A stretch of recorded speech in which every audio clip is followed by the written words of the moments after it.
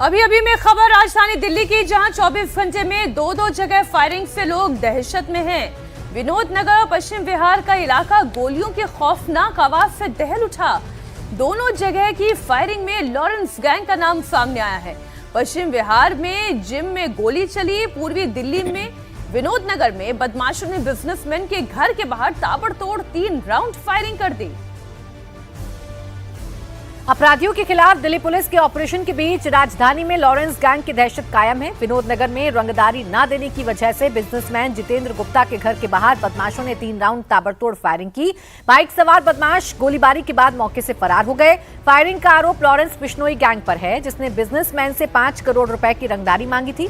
Firing की घटना के बाद कारोबारी के पास एक धमकी भरा मैसेज आया, जिसमें लिखा था, अगली गोली सीधे छाती में लगेगी। धमकी को देखते हुए AK-47 से लैस 2 पुलिसकर्मी बिजनेसमैन की सुरक्षा में तैनात किए गए। कारोबारी जितेंद्र गुप्ता से 27 सितंबर को फोन पर 5 करोड़ की रंगदारी मांगी गई थी। बिजनेसमैन का कहना है कि पैसे की डिमांड के लिए उसके पास लगातार धमकी भरे फोन आ रहे थे।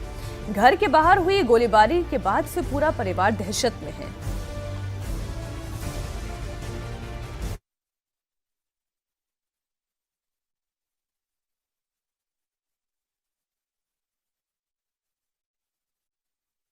मिनट का वक्त था जब ये दोनों बाइक सवार यहां पर पहुंचे और फिर इन्होंने ताबड़तोड़ फायरिंग की। कारोबारी को पहले से ही धमकी भरा कॉल आया था, फिर धमकी भरे मैसेज आने लगे।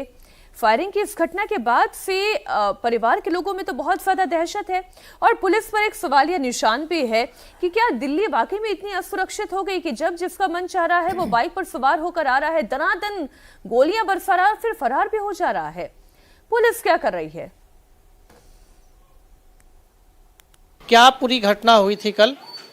मैं अपने घर पे रात को सो रहा था। लगभग 12 बजे के आसपास 3 राउंड फायरिंग हुई, जो मेरे पड़ोसियों ने मेरे बड़े बेटे को फ़ोन करके बताया। मेरे बच्चे जगे हुए थे, उन्होंने भी आवाज़ सुनी।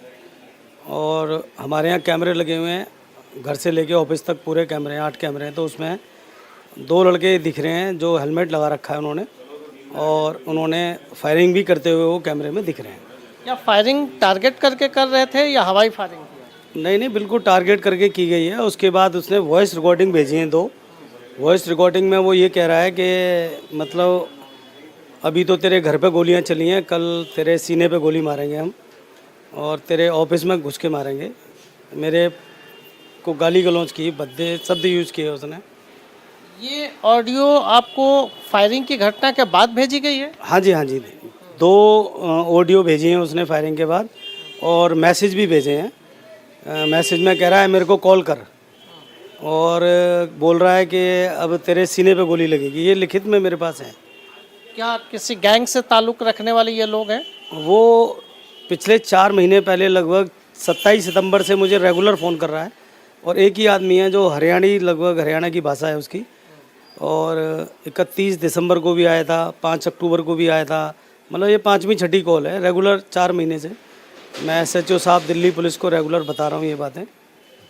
और ये जो लास्ट में जो घटना हुई है 31 दिसंबर को, तो उसने हद पार कर दी। कम से कम 25-30 कॉल की मुझे। इससे पहले पश्चिम विहार इलाके में जिम में गोलीबारी हुई थी। जिम में फायरिंग की जिम्मेदारी सोशल मीडिया पर खुद को लॉरेंस बिश्नोई गैंग से जुड़ा बताने वाले रणदीप मलिक ने ली थी। पोस्ट में रणदीप मलिक ने दावा किया है कि फिटनेस जिम पर हुई फायरिंग उसी ने करवाई है। पोस्ट में धमकी भरे शब्दों का इस्तेमाल करते हुए कहा गया है कि फोन कॉल ना उठाने के कारण ये कदम उठाया गया और आगे भी गंभीर अंजाम भुगतने की चेतावनी दी गई है। एक दिन में 2 जगह फायरिंग से लोगों में खौफ है। विनोद नगर और पश्चिम विहार में रहने वाले लोग कानून व्यवस्था पर सवाल उठा रहे हैं।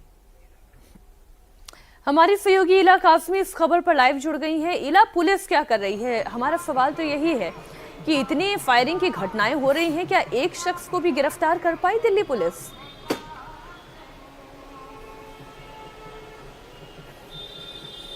इला तक शायद हमारी आवाज नहीं पहुंच रही है। गैंगस्टर लगातार चुनौती पर चुनौती दे रहे हैं, कानून व्यवस्था को धता बता रहे हैं, और अभी तक पुलिस के हाथ इन अपराधियों से दूर है। कहीं 5 करोड़ की मांग हो रही है तो कहीं पर जिम पर फायरिंग हो रही है।